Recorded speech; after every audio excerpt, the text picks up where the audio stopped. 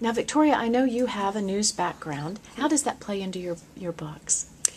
I think well, first of all, I saw people as a reporter in all sorts of different situations. So I think that really helps what I'm writing now. Bring out the character. Yeah, absolutely. I've seen people at their best and I've seen people at their worst and how they react and what they do.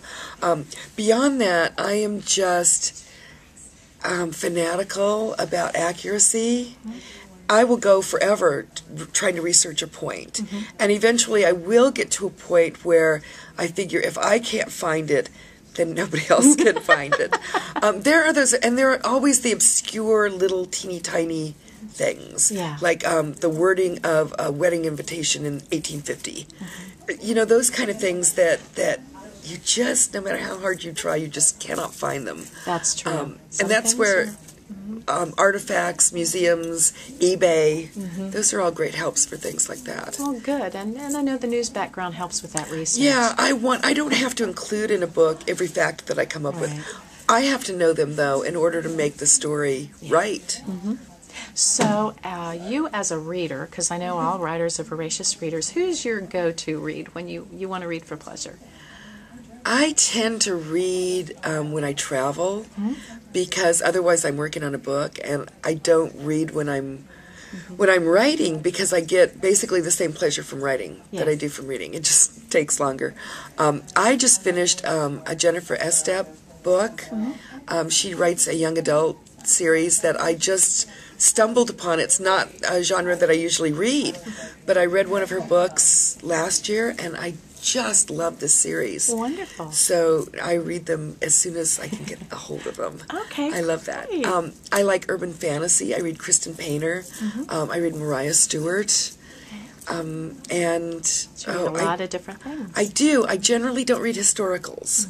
I think because that's the world I work in, that I don't play in that world too. Don't want to pollute it too much. No, I'm immersed in that, and when I read, I'm reading strictly for pleasure. Then I tend to edit too if I read historicals.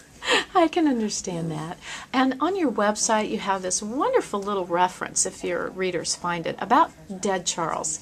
Oh. We need an explanation on Dead Charles. Well, my husband's name is Chuck. His real, driver's license IRS name is Charles. And he didn't read my books. And in fact, I had dedicated one to him, and I had to point that out to him before he even opened the book. So then I started naming dead husbands after him, and only if we're not glad they're dead. I mean, if they were wicked, evil, and deserved to die, then I really don't name them after him.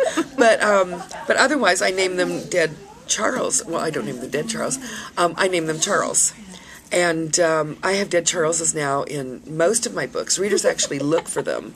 Sometimes he dies quickly, painlessly. Sometimes of old age. Sometimes he dies horribly.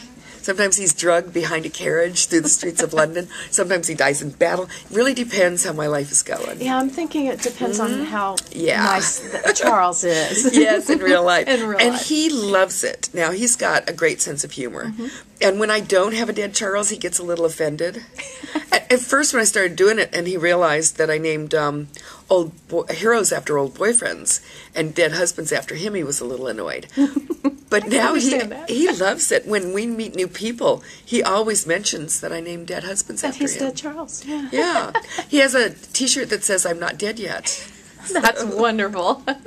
Well, thank you so much for speaking with Readers Entertainment today. And your new book, My Wicked Little Lies, is available now. Yes, right? Yes, it is. Okay, and it can be found on your website, Amazon, most brick and mortar stores. Yes.